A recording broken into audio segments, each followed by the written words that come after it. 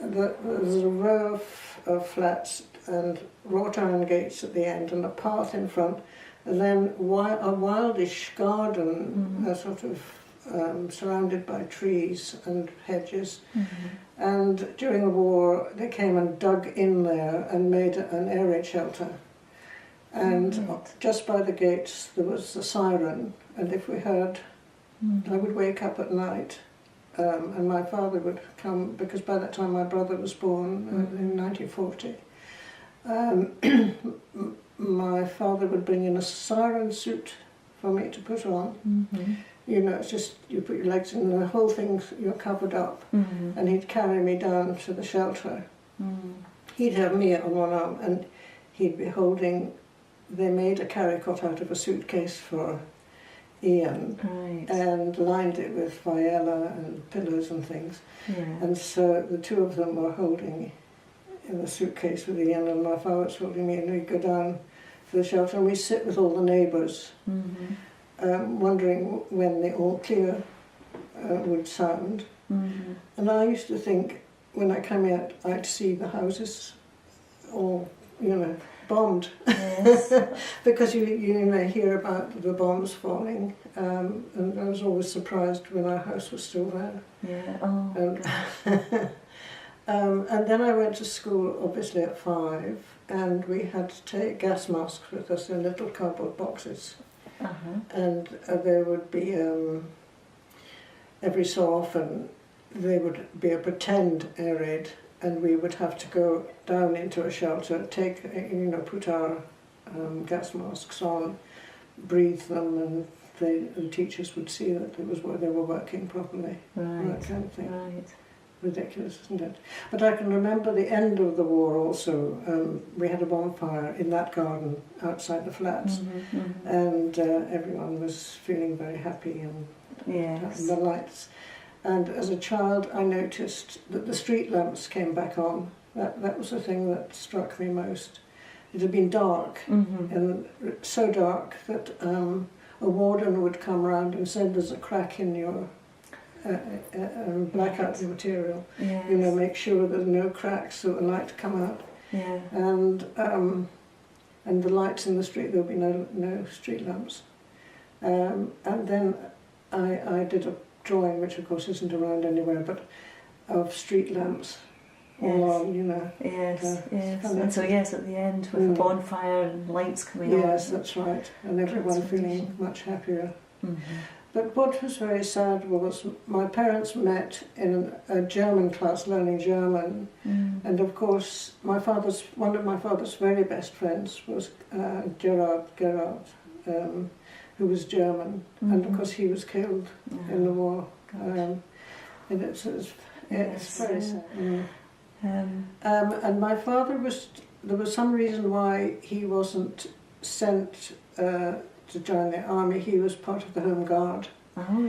And because the boys in Dundee, I think they were all boys, there weren't any girls. Anyway, the boys in the schools in Dundee were sent to Belmont Camp in the countryside, so that if Dundee had been bombed, they would be saved. And my father went as a teacher to that camp. They had classes, and my mother was an artist, as you know probably, and she and a friend painted murals on the walls there, and by that time my brother was walking, and the boys were amazed. He was Montgomery, of course there was Montgomery, Viscount Montgomery, and we looked out one day, and there they were, and my little brother, he was quite small, was holding a Union Jack, and all the boys were marching behind him. And that's not the only time what we had Italian prisoners of war after the war taking down all the, there were rows of barbed wire on the beach, because of course at that time we couldn't go on the beach during the war, to stop and tank sort of great anti-tank things, because it's the mouth of the Tay, and they thought that German U-boats could come in and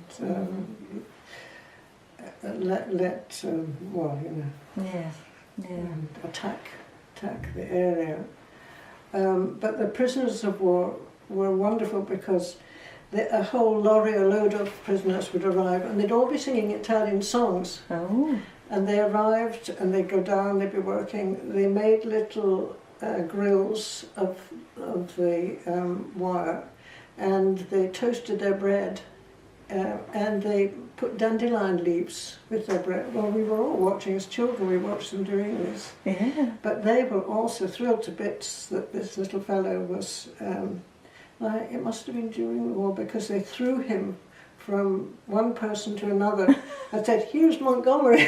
It's Montgomery. And they threw him backwards and forwards.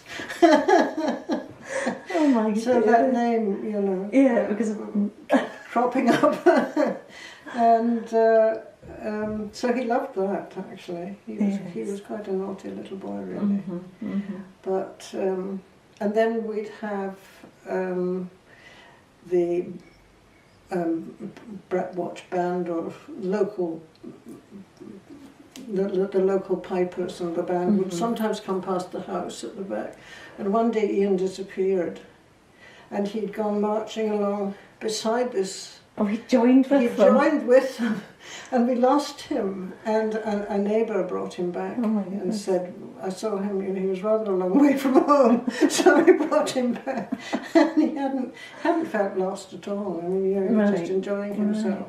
Oh, goodness. But it's quite interesting. One becomes a sort of historical, you know, because after a while there are people who don't remember the war, really. Yeah. And it's not just that there was the war and all the, what a level of anxiety adults must have been living with. Yes.